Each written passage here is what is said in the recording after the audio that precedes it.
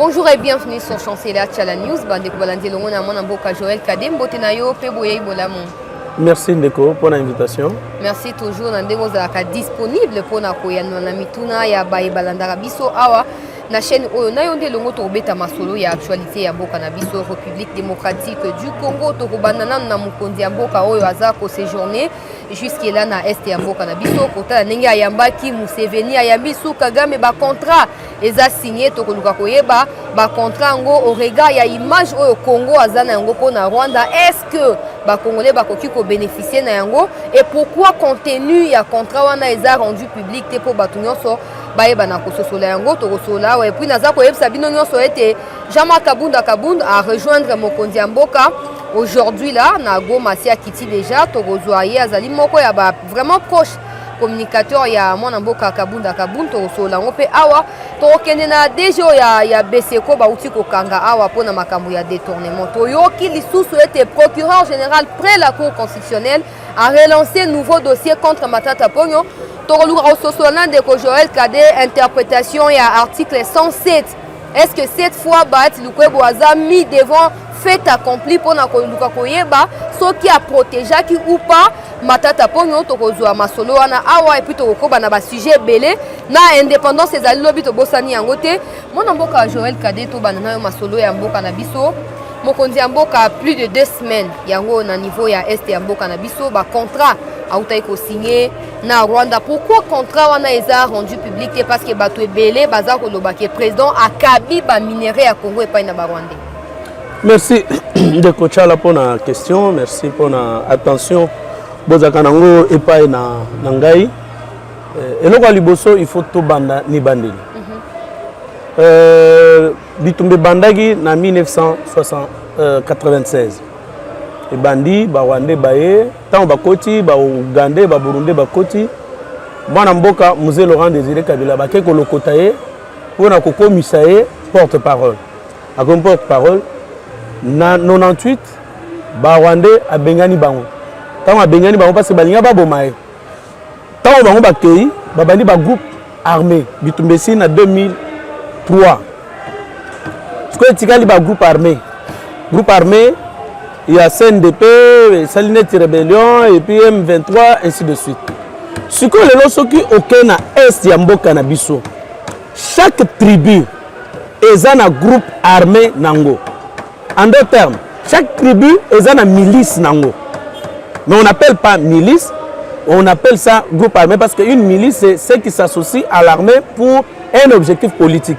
Mais ici, on vous met dans une situation où vous avez des groupes armés qui n'ont pas d'objectif politique, qui n'ont pas d'objectif à conquérir pouvoir. De Bazaka wana, pona kokengela ba communauté, ba membre de la communauté na bango. Si on a groupe armé wana, il y a les groupes armés que l'on appelle locaux, na groupe armé étranger. Ba groupe locaux, par exemple, dans tozana ba Hutu, tozana ba Nyatura qui sont affiliés et AP Céleste. Et ça, groupe Yaba Hutu. Vous avez groupe Yaba Tutsi. Oya Minemboana. Bangobe bazana groupe armé na bango. Bafuliro. Bangobe bazana groupe armé na bango. Bashi. Tribu Yaba Maman Denise ou ya Papa Kamere. Bangobe bazana groupe armé na bango. Ce qu'on m'a dit na Ituri. Lendu. Bangobe bazana groupe armé na bango. Ce qu'on a na Beni. Banande, bango pe baza na groupe armé na bango. Wana eza ba groupe armé locaux ou nationaux. Alors, mais maintenant à ce groupe armé, il y a le groupe armé étranger. Oyo siko par exemple, Banande, j'ai oublié le nom. Mon DG pourra m'apporter mon carnet vert qui est sur la table. Je vais retrouver le nom là. Donc Banande, eza Banande bazaka côté ya Congo, na Banande bazaka côté ya Uganda. Bango siko bazali na objectif na bango ya kala ezaki kosala royaume ya Rwenzori restaurer royaume wana. Siko bango bakokolonga Uganda bakomi na Beni, bakomi na Butembo, bakoyamba bango bakotrouver un dispositif normal. Bandeko na bango baloba monoko moko, bazana na culture moko, basaka makamyo so bien, bakozana bakobanda ko cultiver. Siko ba groupe armé oya étranger et memaka bamakoki, armes, bambongo, munitions na groupe armé locaux. D'une manière générale, bavandaka dans une relation, soit à confrontation, soit à collaboration. Ce que on va vendre n'ingana, objectif est anime. Objectif est exploitation et ba minerai. Tant on va exploiter ba minerai wana, bateke la kango banane, baza côté que la ngo ba Rwanda. Au départ, Rwanda, Ouganda, Burundi, na bisope, Congo, tous appelés ko exploiter ba groupe armé wana. À un moment donné, Mobutu, comme Kabila Mouzé, a exploité le FDLR, même Kabila Joseph ici. On a exploité aussi le FDLR, tandis que même les LRA là, les ADF, à un moment donné, le Zaïre ou le Congo les utilisait également. Tout comme Mwanamboka Kaguta Museveni utilisait aussi les groupes armés Karanamboka Nabiso. Tout simplement, c'était pour le contrôle. Le contrôle, il y a Nini, il y a ba minéraux. Mais maintenant, qu'est-ce qui se passe? Minéraux, on a pas côté Kangoapi, parce que on a Rwanda. Mais aujourd'hui, il s'est avéré que Rwanda, Ouganda, na Burundi va comprendre heure ya Bitumba et Sili. Il faudrait qu'on collabore d'État à État. Et quand Tshisekedi a mené les enquêtes pour découvrir toutes les méandres, à l'habité Totinda, État de siège. État de siège, Mbalamako va comprendre nous devons découvrir Bamakambotu. Alors tout ça en Bénin. Au lieu de exploiter, parce qu'il préfinançait l'exploitation des minéraux. Et les minéraux là faisaient partie maintenant dans ce que l'on appelle l'économie criminelle transfrontalière. Alors, au lieu que tout continue dans Nzelao, tandis qu'il y a un contourné biso, a-t-il des soda baye? Parce que yoga le soda et salem. J'ouvre un peu cette parenthèse là pour que les téléspectateurs comprennent ma kambangundenge et les kamaki. Tshisekedi a tuni mwana mboka général Mbala. Toujours il a des munitions, mais biloko est kokomate. Qu'est-ce qui se passe? Bâti de première mission. Dans le combat général, le chef d'état-major de la force terrestre accueilli à Sali rapport 21 000 personnes. Bakotine de 21 000 tenues. Bakotine de munitions ya batu 21 000. Bakotine de mbongo solde ya batu 21 000. Bakotine de prime de guerre ya 21 000. Bakotine de deuxième mission. Deuxième mission est que bamoni ba moi incohérence. Ce que tu sais que de lobby na moi na mboka Mbala yo moko kita sur place. Tant Mbala kitaki ya zaki na Beni. Bakansa que tu sais que de akoya kaka pona Goma. Ba yeba kiteke akokita sur terrain na zone des opérations. Akoya kaka pona volcan et ainsi de suite. Parce que le président Tshisekedi a quelque surprendre Mbala sur place. Tant qu'il a commis, il a l'obité. Le long a l'ingébo futa ba soda na misunanga. Donc soda oye, comptable wana sur place bazo futa yo à l'aide des empreintes digitales. Batama sur 21 000 personnes batba 7 000. Ah, mais où sont les 13 000? Babandisiko.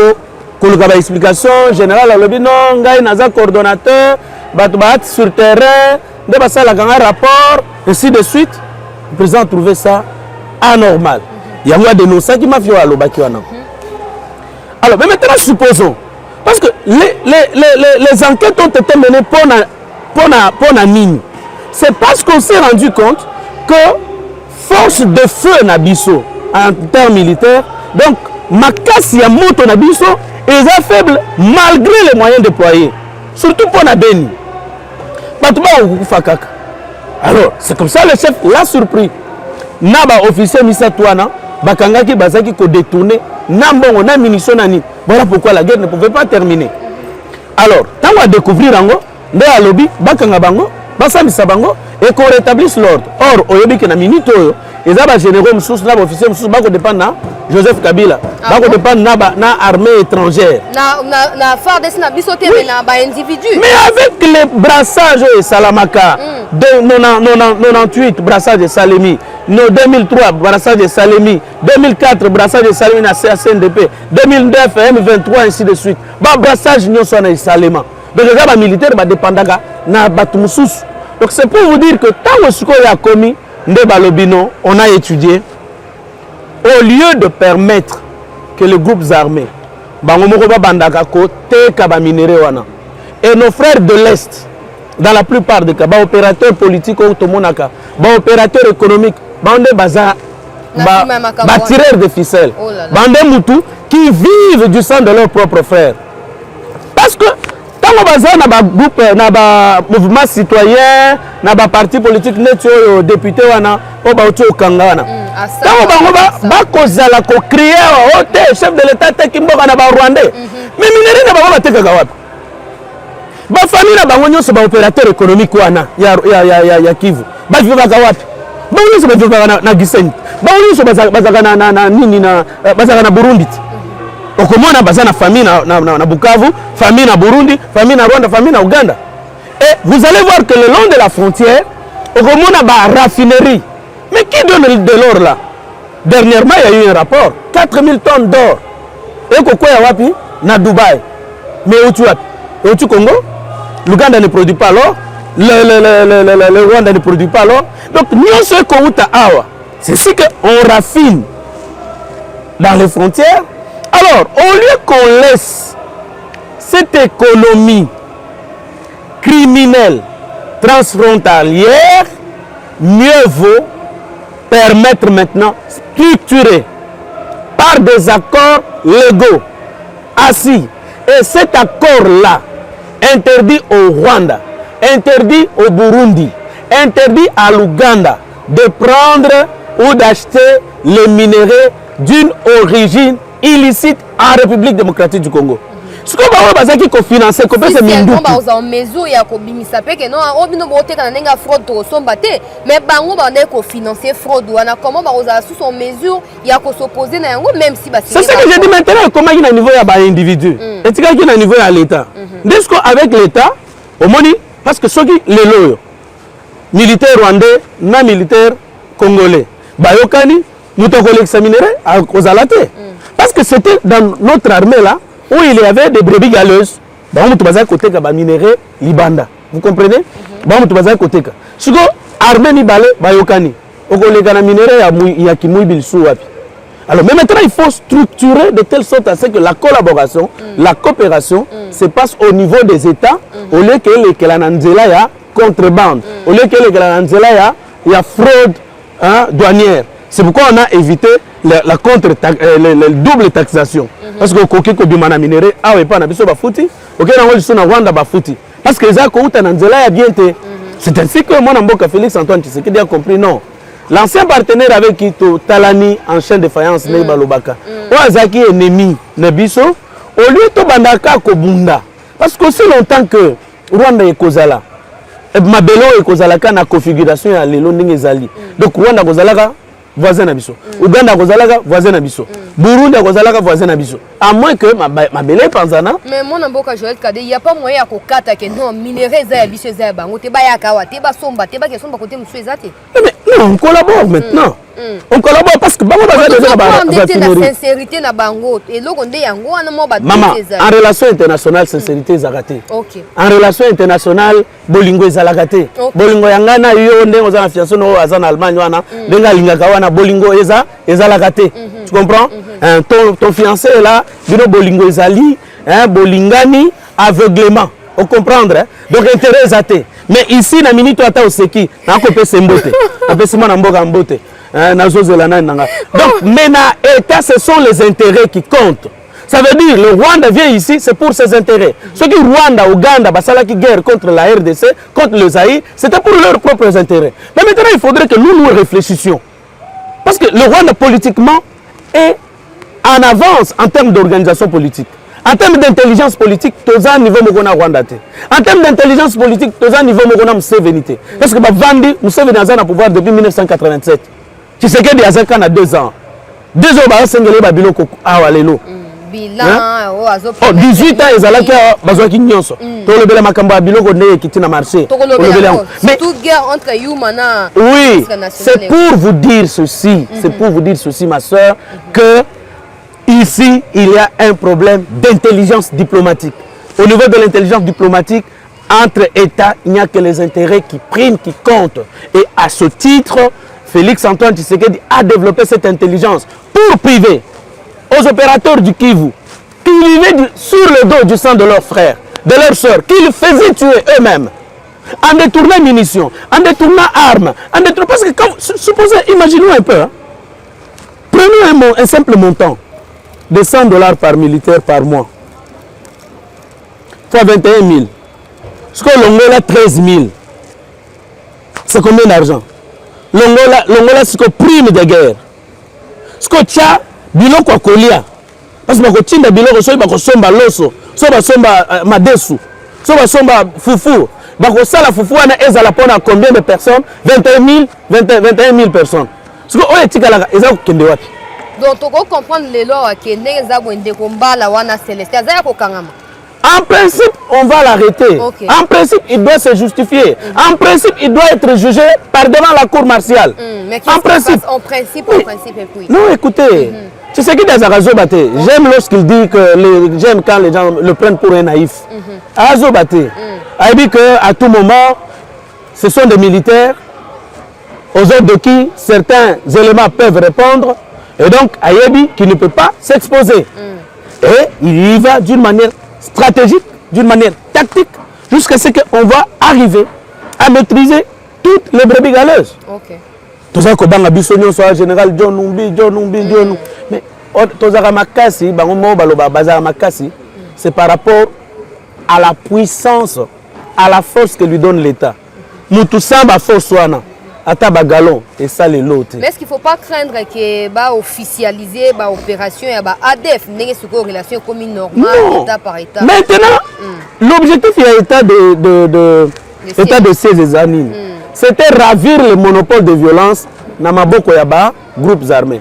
Na bishoa que ADF eza corollaire eza banande ya nini ya Uganda. Basangana banande ya epana biso. D'ailleurs, la dernière fois ici, quand il a fallu, quand il y a eu évasion, pour nos Kimis, groupe armé Nîmes, groupe armé Mazembe, il y a Banande, Bako libéré ADF. Donc tu comprends un peu cette complicité-là? C'est là où nous disons, nous demandons la sincérité dans le chef de nos frères, qui ne voient pas que le sang qui coule là, Eza Makila na Bango Moko, et Kokita. Et l'État aujourd'hui est en déséquilibre.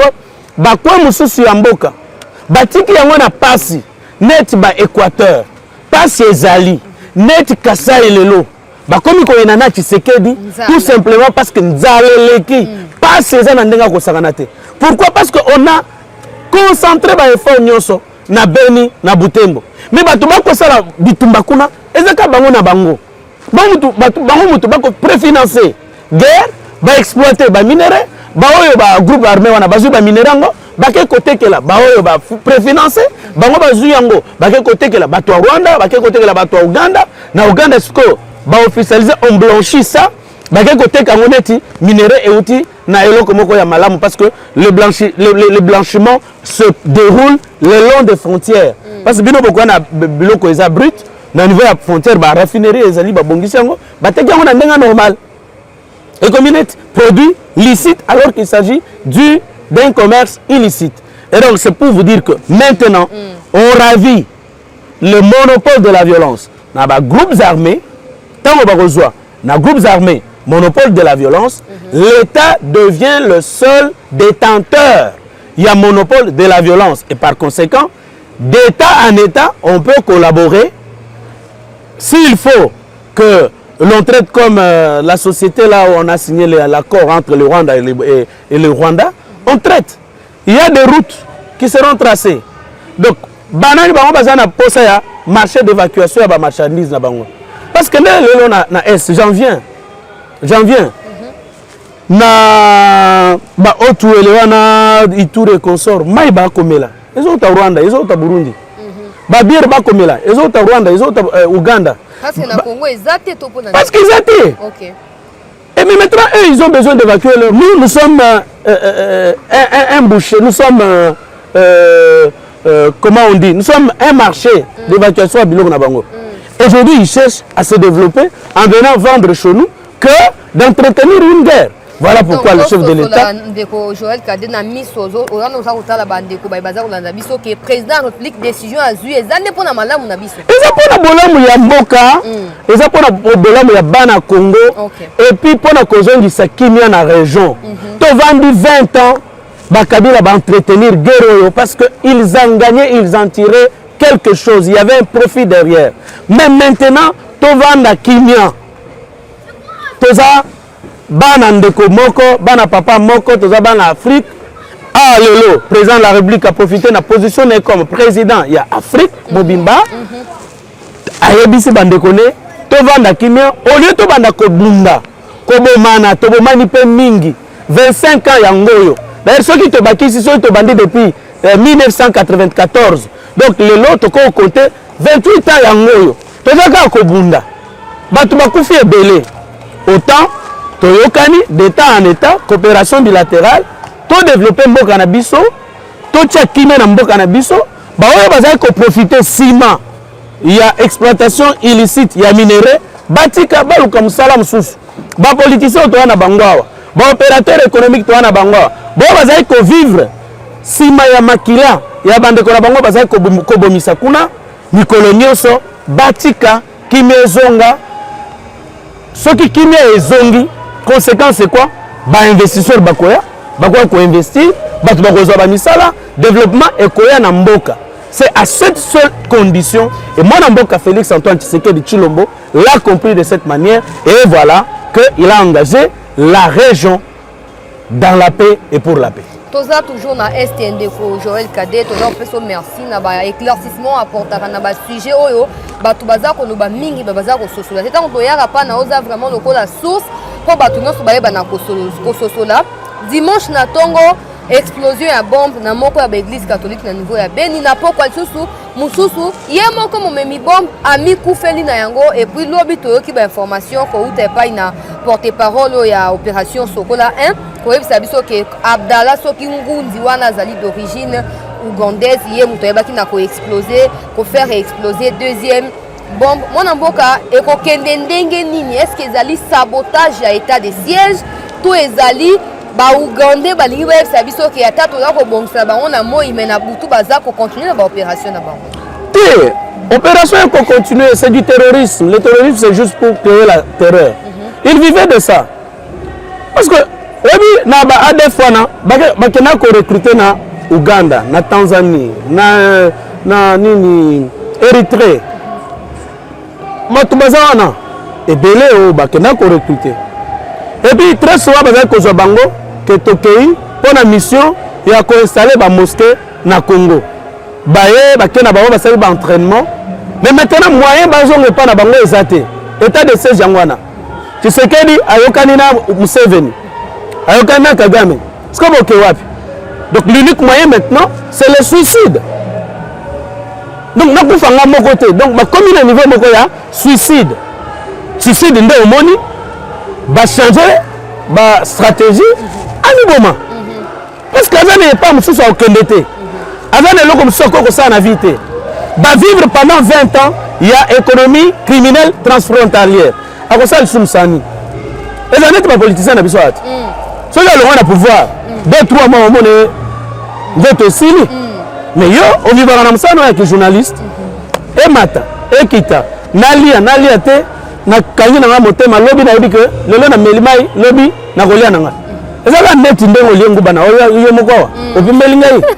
Hein?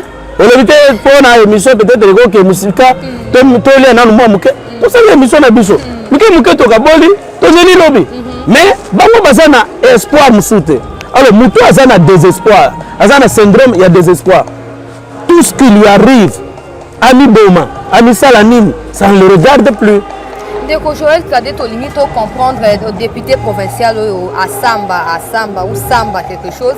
Ba to moni Jean-Claude Katende Kolobake wana ezali baza ko violer démocratie ba libérer immédiatement parce que eloko moko ya mabe à lobité malobo ya lobby eza non seulement ko démotiver ba FARDC au baza engagé na terrain est-ce que eza na explication mususu to ko pesa la auto ko senga la liberté. Maman pardon na bondelio chana no élément wana Tiens, yo, tiens la télévision, non. Tiens, on a. Le président de la République. Le président de la République trompe beaucoup.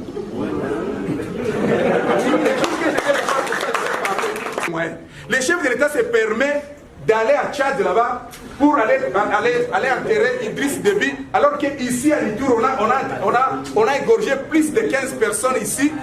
À Beni, on a égorgé beaucoup de personnes. Est-ce que moi je commence à douter si le chef de l'État a vraiment le souci de la population itourienne? Il a promis les cantonnements, rien. Il a promis le désarmement, rien. Il a promis beaucoup de choses, rien. Il avait dit qu'il viendra rester ici, rien. Tout ce qu'il promet ne le fait pas. Les jours que le président de la République viendra ici, je vais le dire en face comme ça. Il n'y aura pas la paix, mes chers frères, mes chères sœurs. Donc nous devons prier. Moi j'ai conclu à 10 personnes. Est-ce que moi je commence à douter si le chef de l'État a vraiment le souci de la population itourienne? Il a promis les cantonnements, rien. Il a promis le désarmement, rien. Il a promis beaucoup de choses, rien. Il avait dit qu'il viendra rester ici, rien. Tout ce qu'il promet ne le fait pas. Les jours que le président de la République viendra ici, je vais le dire en face comme ça. Voilà, la bande kobino moko boyoki ndeko kade so ko sunga biso ya na motuna na biso explication nini ko pese na ba propos ya boy. Maman. Na yebisa ki awa ke ba oyo ba ko financer guerre eza ba député. Yango papa Mbosso yebisa ki bango quitter les groupes armés. Quitter les groupes armés. Wana mboka lobaki yango ati.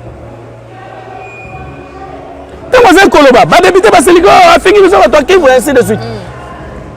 Je vais vous montrer comment on procède dans les mouvements terroristes. Okay. Ceux qui opèrent sur le terrain, ils opèrent, ils posent l'action. Et après, bah revendiquer bah le bisonde mututo bomi, Jampi, Kabangu. Bah bimisi photo ne baché. Au moins le nom biso mututo bomi, Justin Dupont. Mais ce qu'on pas na biso bazana deux méthodes, deux stratégies. Ba ozala bango bazana terrain. Bango ba bomi. Et quand ozala par exemple moi na mboka molende muteba kachita. Ye muto abomi. Ce que bazana ba mouvement citoyen o ezali na Kisasa.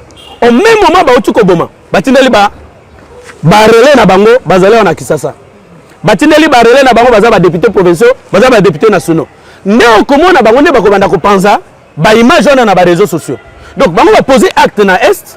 Ba oyo ba ko revendiquer eza ba oyo siko awa au lieu bala kisake eza bien te wana siko ba kolekisa liboso nani mwana mboka au président de la République. Oubliant que nous sommes dans un système régionaliste où les responsabilités sont partagées entre le gouvernement central et le gouvernement provincial. Et même le bourgmestre d'une commune, il a des matières qu'il gère en autonome, sans dépendre du gouverneur, sans dépendre du maire. Et maire aussi, comme ville, parce que c'est une entité territoriale décentralisée, il a des matières qu'il gère sans consulter le gouverneur. Et bah, tu vas koyer bangote. Je crois comment on tshisekedi de alobaki. Oh akokende nani Goma. Bango motu qu'ils ont entretenu ici. Oh Monusco ekende. Parce que Monusco découvrir makambo belé. Et les renseignements de Monusco ont permis à Félix Antoine Tshisekedi Tshilombo d'avoir un éclairage. Ndenge makambo eza ko salema na armée. Ndenge makambo eza ko salema na ba groupes armés en question. Parce que on s'est dit c'est 21 000 armes. Mais ils ont comment? Ils ont 7 000, ils ont 8 000. Nous sommes ceux qui ne sont pas. Donc c'est pour vous dire que les députés métiers, ce sont des gens ceux qui au talibien, il y a des ramifications entre eux dans certains groupes armés. Notamment celui de sa communauté. Et tant que moi, Jean-Claude Katende, un juriste patenté, ceux qui n'ont pas de bon, c'est grâce au Seigneur Dieu notre Père, certes, mais moi, Jean-Claude Katende s'est beaucoup investi dans ma vie pour ma défense. Okay. Je connais la hauteur de son combat. Mais Ayebi, c'est que dit le code pénal, livre 2. Ayebi, c'est que dit le code militaire. Pendant la guerre, la démoralisation des troupes, c'est quoi? C'est la haute trahison. Et la haute trahison, la peine, c'est quoi? C'est la peine de mort. Et ça, il le sait. Parce qu'il n'y a pas de peine sans loi. Il n'y a pas de crime sans peine. Nullum poena, nullum, comme on le dit en latin. Donc, lui, il le sait. Vous ne pouvez pas état de siège bandit, yo bandit Koloba, Tshisekedi à Kosaka. Et puis le chef de l'État, on est en Afrique, on n'est pas en France où tu peux te permettre. Kabila lobi boyo aussi retrouver wapi na minicho. Bakobu mayo bakosami so attaqué. Tuna chebe azawapi bazana azawapi. Tuna tungula azawapi. Maman. On comment attaque au sambi ça mate ba okanga oyo pété. Olime ka to luka wapi Joël Kade. Non mais bapu wa mwamba azawapi. Viens na Frank Ngika azawapi. Na mwasi na ye. Hein? Serge Maesha azawapi. Regarde un peu. C'est des temps où Kabila, il n'y a même pas question. Il y a des gens qui sont biso ko tata boloko, ba no ba ko ko tala yo, mokolo mususu, nzamba ko sunga lo lengi ya ba edikapen, ba ko bénéficier de la grâce présidentielle. Mais au sali au lobby lingi député wana alobaki, mais le lendemain on va le trouver dans un caniveau. Bagangele bazawapi. Boteti azawapi. Tozaki non akisasa. Les députés Boteti, les députés Gangal bazawapi. Donc c'est juste pour vous dire que na période wana ata justice oda lo bate ekomela c'est liquide, mais ici quand même il y a des services qui peuvent s'occuper de toi baye bazwe na malembe na ndaku bakei OK panzuzi na osambi auditorat militaire et sambi c'est conformément à la procédure militaire, c'est-à-dire il a démoralisé les troupes au front. L'infraction c'est la haute trahison et la conséquence c'est quoi? C'est la peine de mort. Dans un Koloba, cadre légal, régime est changé, mais cadre légal sur les délits de presse, n'a pas changé. Donc, injure publique est lié au code pénal, diffamation est liée au code pénal, imputation dommageable est liée au code pénal, tout comme la démoralisation des troupes au front. Yo Koloba hote, bino bovande awa, bo sepela, mais kuna bazozo 10 000 francs, 20 000 francs basoda. Soda yo kindenge wana amoni bane ne babengani bango na classe par exemple amoni mwasine balongole na ndako, mais il va d'abord se tuer. Tu l'as démoralisé. C'est pourquoi le législateur a établi cette infraction là comme la summum et par conséquent sa peine doit être aussi maximale, ça veut dire la peine de mort, la peine capitale. Et on devrait natango tozali na moratoire sur la peine capitale au même jour babatso na nini babetcho ça c'est pampa et kufi OK. Et donc voilà. Mon mboka Joël Kade, ozana moins information, Jama Kabunda Kei Goma ko sala nini moi. Non, na linga kolobela batute, le tolobela ba fait maman. Makambo ya bien zani. Non, ba Kei ote organisation ya ote 61 ans ya indépendance bona. Mboka makuna biso bike fachi fa kazonga. Jama Kabunda za président ya grand parti présidentiel, za premier vice-président ya Assemblée nationale, et za parmi bato bazali na ba information ebele. Tant balobaki yekutu mutu akalmaka député Tango Mboso a prononcé Makamboana, c'est que va servir des renseignements. Aza très informé, il y a des raisons pour lesquelles il est là-bas. N'étant pas son porte-parole, je ne pourrais parler que Tango Nakoyeba Elokoye Ake Kosala Kuna. Mais c'est la deuxième personnalité de l'Assemblée nationale, de la deuxième institution de la République. Donc je sais que c'est pour des raisons d'État, c'est pour des raisons républicaines, pour beaucoup d'autres raisons. Ça, je ne sais pas l'engager. Voilà, Tozonga wana Kinshasa, mon avocat Joël Kade, pour Nakolobela, le récent conseil de ministre Salemaki, bah décision et Koyaki Totangi, bah information au ministre et à l'économie nationale à Keiko Zoar, ti na libanda ya mboka na Etali, ndeni ba opérateur économique ya mboka na biso bazako somba, ba vivre wana ndeni bazako ya koteka yango, mais après concertation, ndenge communiqué wana Patrick Mouya azako loba. Après concertation entre le ministre et les parties prenantes, notamment les opérateurs économiques, va tomber d'accord pour rabaisser le prix de Babiloko, ce qui est roya, mais réaction est au cas Moussabatu, il y a Albert Youma qui contredire lamentablement ministre ya économie kolobaki ba ya zui ba décision on a vraiment ils ont une décision eza ko sepelisa ba opérateur économique te puis aza ko senga même médiation ya premier ministre rôle nini Youma aza ko jouer na kati ya situation eza ko viser social ya peuple congolais. Youma c'est parmi bato bateka mboka oyo na secteur ami na tatango alobaki ono ba FMI, Banque mondiale, va imposer bino, mais bazui, ba garantie. et puis bake ko lukambongo pona ko exploiter ba minerai na biso na mitunaki nani atekaki ba concentrer wa jekamine na Kolwezi ezaki EPCA te nani atekaki ba minerai Sodimico ba vendre ba action nae à la veille ya élection ya 2018 ezaki était donc tout simplement pour avoir de l'argent il y a kosala nango campagne ainsi de suite donc Adam modèle en tout cas dans Canabiso. Ça, je dois le reconnaître. Okay. Deuxième élément, c'est pendant Yuma, pendant que lui, le PC dans beaucoup d'entreprises à Bakabila, va imposer, par exemple, je prends le secteur, il y a Thomson. Et bien, le Robasali, madame, les accords société Moko, des ans en monopole, il y a Kokendeko Somba Thomson en Namibie, qui a côté Kangwa en Canabiso. Société, on en égal. Olobiango.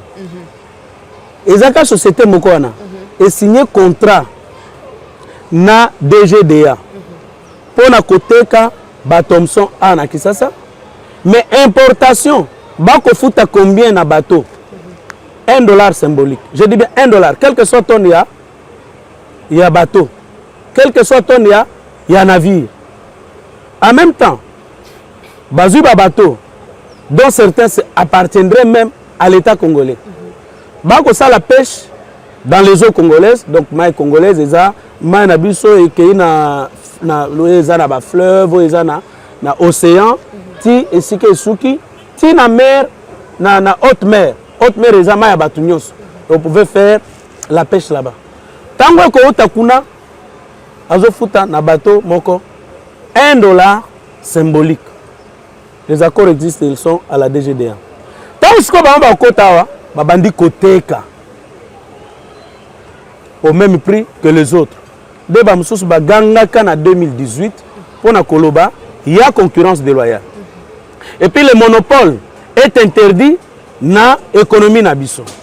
La loi portant concurrence et liberté de prix adoptée et votée en 2018 par l'Assemblée et par le Parlement, promulguée par le chef de l'État, et ça interdire le monopole ou oligopole, il y a bien imposé prix dans le domaine Mokoboé. Est-ce que tango moi namboka Félix Antoine Tshisekedi a commis bato bazo ganga et social biloko ko matatalo et tout ça Kabila zonga tango ya Kabila biloko ezaki boy. On a mis en place une commission. Commission qui titi dans Namibie. Ba moni que Thomson depuis 30 ans et tikala ko matatalo te.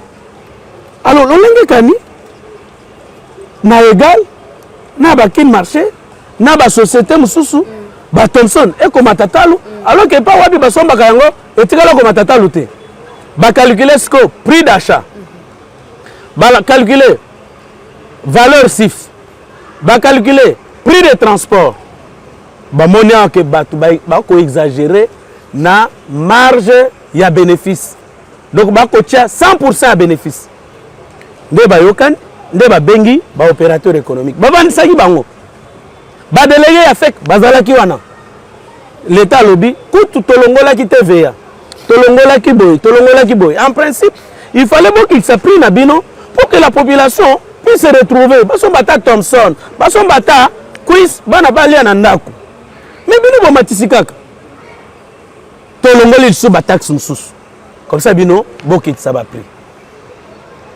Entre temps la société belé wana izana exonération na DGDA et 3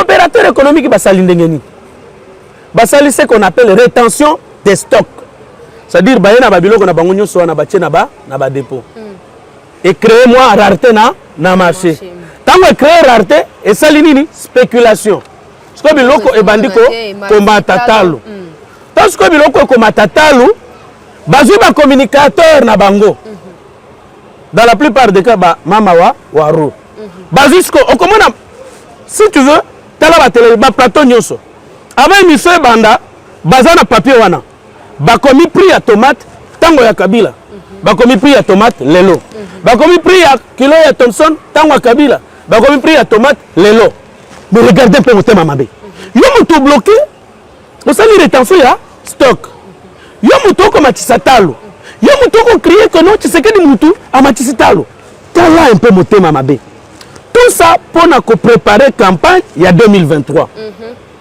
Donc, entre-temps, avant de la pouvoir, ou bien avant de pouvoir en 2023, Batuna no Bakoufa, pour un discours à campagne en 2023, tant au Kozonga, au lobby, au moniteur, au biso, tozaki na pouvoir, Thomson de Zaki Talmuke, tant au Tshisekedi Dayaki, et Zaki Mounene, Sukosoki biso, tozongi, tout qui s'alsous. Vous comprenez un peu?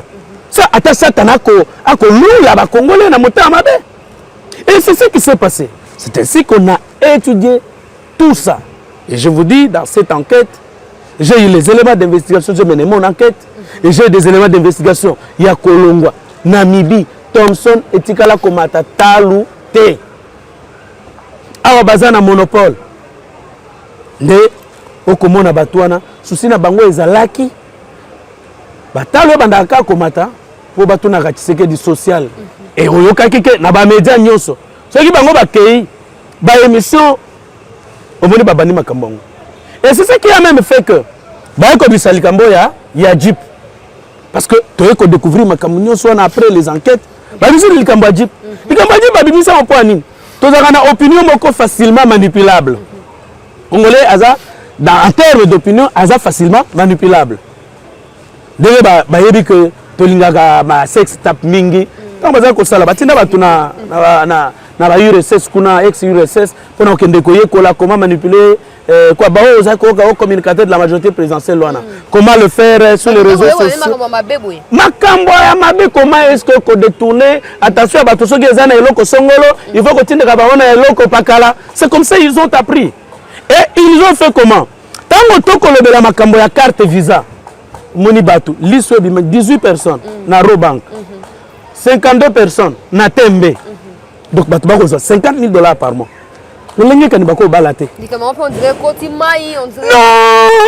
c'est parce que nous avons un peuple que j'ai pu considérer comme naïf, parce que facilement on nous emballe dans un sujet. Biloko ya malonga o balobeli biso ya carte visa totiki makambo bukangalozo ba sénateur ba bombi nani matata corrompre bango batikali kuna na sénat bako sa le côté na parlement na assemblée nationale lenge bango ba bimisaki ba oya bango balobité bakende comme justifier parce que maman yebe eloko moko na lobakango matata aza intérêt lolenga lobaki tango azonga Guinée pour akende na justice est la veille. Et quand les médias ne défendre les médias, parce qu'ils ont lobby. Même pour nos bananes, même pour ces petits-enfants, ces arrière-petits-enfants, il doit, à cause du nom qui va leur léguer, attiquer là-bas quand même témoignage, attiquer là-bas ne fût que réputation. Réputation on a étalé nini, baloba quand même que baloba qui va finga mingi, quand on a vu ce kazaga mouyibi, mais kenaba na justice balavakaye. Ce n'est pas en bloquant. Et quand les sénateurs ont compris que Likamboyo et que salir biso na opinion, allez, batumbi suko bazongi si balle na l'Assemblée nationale. Oh, ba député bazui Jeep. Oh, c'est donc par contre, tu vas bimisser ba tromper vigilance ya. Ça s'appelle en relation internationale la diversion. OK. C'est-à-dire on crée une diversion pour bazui attention na bino ezaki na biloko ya oh bayibi. Ni l'école. Lelo yoki makambo beseko. Bukangalo 300 millions. Oyoki makambo so ya EPST. Oyoki makambo kili ezala na Congo Airways, ezala na nini na Transco awa. Ezala na primature. Ba cadavre matata tiki. Au lieu de le makambo ana, ba créer 3-4 communicateurs, ba créer ba poste 10-20 3000 postes au même moment par jour. Ba créer parce que bazakana ba compte belé Twitter, ba compte belé Facebook, ba compte belé ya nini ya ba WhatsApp ainsi de suite. Ce qu'on va balancer les bino na ba groupe ya WhatsApp wana. Et puis ils ne font que répéter à tel point que ce qui est stéréotype, ce qui se répète plus finit par se retenir. Mais malheureusement mon conseiller, le DG Molende Kachita, Lobaginanga, mais papa, présidence n'est qu'au faillir. Parce que présidence est un moyen. Mais la présidence, la communication, oh, le chef de l'État a reçu. Le chef de l'État a signé. Juste information. La presse. bazo ça la presse. Or, là-bas c'est un problème de communication. Communication c'est donner la vraie information. Communication c'est orienter l'opinion. Communication mais gagne éviter le ni bako sale. Bazana mbongo bazana nyonso. Ce que nous faisons nous là, on mène les investigations parce que nous aimons notre pays. Parce que nous nous sommes battus pour ce changement. Et ce changement, nous devrions préserver ses acquis de telle sorte que le petit Congolais puisse se retrouver. Et pour qu'il se retrouve, il faudrait qu'on combatte la pratique, il y a rétention des stocks, la pratique, il y a monopole, il y a oligopole. Il faut qu'on combatte Riango. Et nous avons servi de renseignement. Et il y a des MIAP, et il y a ANER. Contrôle est à la priorité, nous avons contrôler ciment pour vérifier la marge de bénéfice, mais contrôle est à l'avance, c'est-à-dire mutoyen et loko. Tozana bivaka, bivaka koko yebisabiso et loko nini bate kuna parce que qu'est-ce qu'ils font? Ako kita par exemple na Namibie, à Somi Thompson wana 7000 francs. Ayenangwa à choisir ce qu'on appelle en droit commercial les délégués commerciaux. Azaka mutuna ya musala. Ce qu'on y a côté Kango, par exemple, on a 20 000 francs. On a 20 000 francs. Maintenant, on établit la marge de bénéfice. Au Moni, c'est ce commerce triangulaire-là qui porte préjudice. Et nous, comment on n'a pas ces années, petit peuple. C'est pourquoi je dis moi ceci. Le lenge de Korichara Lobaka en quelque part. Banamboka. Dans comment on va copier ce bino 2000 francs, 3000 francs pour kokende ko marché pour na seni. Kokende ko tele la mutu. Pour na likambo etali libumu na biso. Pour na likambo etali lipa na biso. Pour na likambo etali bana na biso, etali classe ya bana na biso. To telema. Soki kolala na fake, to kende kolala la bango na fake. Maka kotika bango ezali susu te. Mo telema. Bazalaka ko manipuler binote ka pona 2000 francs pona 3000 francs botelemi bokena nini ko sala babeti ba gaz bokimi bango te pona likambo ya libumu likambo ya libumu likambo ya social botelema botia ba poids na gouvernement sali billet quand même avion et kitatalo kokende Goma il faut dépenser $1000 aller retour Koke Lubumbashi pena. Mais au long au Johannesburg, on dépasse aller-retour $400.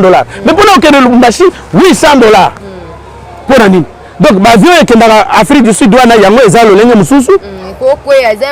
Non. Donc, à un moment donné, donc pour les Cambo, tout ce qui est Kamako, qu'on côté les la bateau, qu'on défendre bateau, semi et consort. Et ça pour l'intérêt d'abord. Oyo est alibiso. Oyo etali Thompson na biso, etali Soso na biso, oyo etali Loso na biso, oyo etali Fufu Semule na biso, etali Loso na biso. Pona yango to telema soki ko marché. Awa botelemi boke ko marché. Mona bongo je ka to ngati pe oyeba ye yuma ba voter ki esusu te muto asika koma kina fake bongo ya zongi su wana ndenge nini. Akenda na justice, aza puissante, aza mbongo. Bongo ko sala nyoso na mbongo. Mais dans l'état de droit ndenge nini mbongo nde ozongi sa ina place wana. Mais eza batu actionnaire nde mutu ba membre afek nde mutu ba vota kai. C'est ce qui s'est passé. Voilà de okade siko to limto na mutuna ya suka na likambo avant to ke na dernier sujet pour na première partie. Yo aussi ça kanokité. Nanga o to komi na ba 20 de minutes hein. Non. Voilà to limto to koma dia na suka mon mboka Joël Kade. Auto ligne to yeba ezaboye. Est-ce que ba décision ministre azui ba précaution zone pour yo tiko décrire malamu to comprendre que ba to na ba oya na biloko ba ko stocker yango quelque part et ba rosa ba bimisa mo muke priemati ba misika muke me belé boye batami comment to moni ministre yemo aza ko se plaindre déjà que augmentation excessive excessive ya ba prix ya ba denrées alimentaires déjà si bandit. Mais est-ce que vous avez dit que comme Zangi vraiment Zangi na soutien puis soulèvement populaire? Madame, il y a un souci à l'opérateur économique, Kabila. Mais je te dis que Mboka s'est évolué. Okay. L'article 10 portant liberté de prix et concurrence en République démocratique du Congo dit exactement ceci. Ce qui, pour les circonstances, l'État congolais a imposé structure et prix pour préserver l'intérêt général. Okay. Ça, c'est la loi. Ce qui baboy, nous, bisoto sengaki. Nous avons une réunion na sengaka na ba Mikonzi. Ba casser ba monopole. Ba fongo la chaîne y a approvisionnement à Congo na ba investisseur mususu. Okay. Ce qui ba investisseur rwandais, ougandais, zambien, angolais, investisseur turc, investisseur canadien, investisseur vénézuélois. Babandi pe ko na baloso na bango kotoyo, babandi pe ko na ba poisson na bango kotoyo. L'État congolais a sombi par exemple ba bateau pour na ko sala pêche. Oyo ko banda na Nzele. On appelle ça pêcheur en Nzele wana. Je crois que bako kangamunoko ya ba oyo ya motema mabe balingaki kaka biloko matatalu soulèvement populaire pour que bango bazoma na 2023 bazala na discours. Mais bana mboko bazana pouvoir bazana mayele wana basi ba yebi bipai wapi batuneti bayuma bakocha bakal. Mais bango pe basi ba yebi lolenge kani bakolongola bakal wana. Parce que aujourd'hui ceux qui balongoli monopole o égal azana ngo pona ko importer ba Thomson na Orgaman so balongoli monopole wana. Je crois que batu mususu ba congolais mususu bakoko investir na importation ya ba vivre frais et je crois que la situation va s'améliorer. Voilà, toké ko zo dernier sujet otobandai koloba wa DG ya Beseko ba uti ko kangaye pour yaza ki soki chargé ya électrification ya parc agro-industriel ya Bukangalonzo. Est-ce qu'il y a arrestation ou eza ouverture ya porte pour na finalement ko réussir ko tia maboko likolo ya matata pono avant toké na deuxième plainte au procureur auti ko yebisa biso. Yanga na lobby eza ki solution te ya bango koluka baboma matata. OK. Ba livrer la justice. Moi je crois qu'il en va de l'intérêt même en termes de dividendes politiques de matata à qui ne correspond. OK. Personnellement, moi j'avais acclamé sa volonté à Kozon Anamboka. Parce qu'il pouvait aussi se constituer exilé politique. Il pouvait rester en Europe, il pouvait rester en Guinée, et pas Alpha Condé. Mais Andemi Kozonga, pour affronter la justice, et en même temps, on tripatouille un sénateur pour livrer été. Mais qui va perdre? C'est lui, c'est sa réputation. Parce que bien sûr, l'instruction au niveau du parquet est secrète. Mais je vous dis que tout le monde l'a chargé. Il y a des gens qui ont Bukangalonzo, sans partager avec les autres. Société Africom a payé un marché sans appel d'offres. Les sociétés en question venaient d'être créées il y avait une année. Les sociétés wana bon weza ko kende ata basali musala te bon weza ko kende Afrique du Sud. Mais certaines enquêtes indiquent même qu'il y a zaki na ba part na société ngo. Vous comprenez? Donc il y a beaucoup de choses. Moi je n'aimerais pas qu'à la disculper ou à la condamner le lengue to kolobela parce qu'il jouit la présomption d'innocence na le lenga zawana. Il jouit de sa présomption d'innocence. Mais également il est poursuivi par la présomption de culpabilité. Et par conséquent, je crois qu'il est de son intérêt qu'à répondre à la justice. Moi, je crois qu'il peut même, lui-même, s'il veut en gagner même en termes de dividendes politiques, lui-même accepter de comparaître volontairement. Maman, c'est un politicien. Prison et antichambre, il y a pouvoir. La prison, c'est l'antichambre pour accéder au pouvoir. Joseph en Égypte. Alors, oui, prison, parce qu'on a commis vice-roi. Maman. Ah, ça fait commis député. Mike Moukeba a été prison, tu as commis député. Ça fait commis député. A commis beaucoup. Donc, ce qui est la politique, il faut que. Oui, Chibala, oui, mais débauchage. Chibala, quand tu vas continuer la prison, on a commis Premier ministre. Donc, quand on est en prison, on a commis président de la République. Bon, Matata conseil gratuit, Angwana, dossier à Sikabimia, car en après-midi, Toyoki, Ango, Ndeko, Oyo, Toyoki, Matata, Bazol, Kasusu, Balinga, Balongo, Basenga, Sus, poursuite à l'encontre de Matata, bon, Bato, Baza, pour Yebalobi, Wane, comme Nango, acharnement politique. Mais Tolinto Yeba, Yoko Yeb, Sabisoni, in article 107 de la Constitution, Oyo, et ça, commettre ce bureau devant fait accompli Kolobake, Bahati ya saki biso il n'a joué aucun rôle na kati ya ba vote ndenge salemaki mais awa sikoyo session bakataki yango lobi bandeli susu ba poursuite à l'encontre ya Matata tout toza quand même na kondima ke ba otia maboko likolo na ye soki ba bureau ba livrer ye est-ce que tu ba sincérité il y a moi na mboka Bahati Lukwebo vis-à-vis à état de droit pas vis-à-vis d'un individu ndé to ba soki aza sincère ndé to ba soki aza honnête parce qu'il n'y a pas de barrière que plénière et Kozala bako procéder à vote. On est en vacances, c'est le bureau qui peut décider pour le mettre à la disposition de la justice. Donc il est temps que nous prouvons que les tribalistes, les protection, il y a leader, il y a STT, il y a grand qui votait. Dès que tout le monde a sincérité, c'est tout ce que je peux dire à ce niveau. Voilà, Ndeko Joël Kadé, comme na souka loba souka pour na clôturer émission na biso. Le loba souka na sengi na population congolaise boye, congolaise. Bande ko to tambola na mboka oyo pona malonda.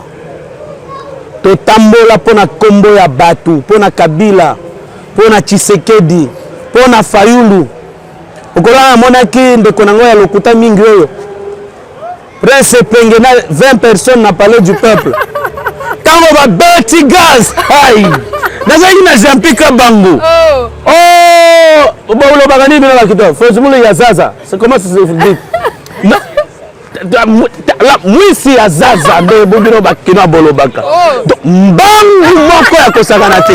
Mon cher réalisateur, ce qu'on a na séquence wana, chelanga nanu. Omuna neba ki ba pataka mbangu. Mais il y a un problème qui concerne Banabiso. Ce que aucun Kingabon de Konamoko Lobaki, Batubako, Omoni Balongoli, Poso, il y a Soso, Etikali Mikua. Soso na Pobasa Nangoba Nini na Biso Tolia Kawana. Tous les maillots. Oh, c'est comme Banani, Mikua Etikali, Bakote Kango, poussière. Pobachaka na Biloko, eux ont odeur.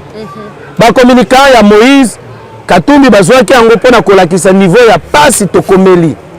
C'est pourquoi na lobi touro soko tambola to tambola pona mabomu na biso. Tozela ba ko pesa biso 2000 francs, balatisa biso kaliko, balatisa biso polote. To tambola pona mabomu na biso, to tambola pona bana na biso, to tambola quand même po to melati na tongo parce que sukale okitatalu, milike okitatalu tokoki kozwa position sukoya komeliaka moi tina tongo avant ya kokende place avant kokende musala. Voilà, il faut donc comprendre en bon que biso ne to déterminer oyo kokoma lobi bato wana baza pona babomu na bango. Boyoka ba dossier ndenge zo bima ezo kende zo si les zo limwa po ba luka ba manipuler biso mais soto tem to lobi non kokoma na suka bon nazo rappeler na bino ndeko Joël Kadé azali na chaîne YouTube Joël Kadé Ndanga TV on lobela kango mingi te ndenge nini. Déjà, bolandaka na ba chaîne belé. Bolandaka epa ya Tchala, bolandaka na ba sango ya Congo, epa nyonso ba boso na politique, bolandaka epa ya Congo Buzz Télévision. Mais na minute oyo bolanda Joël Kadé Ndanga TV wana bokozwa opinion nanga, bokozwa makanisi nanga. Bientôt tokocha ba émission mususu, boko banda kolanda.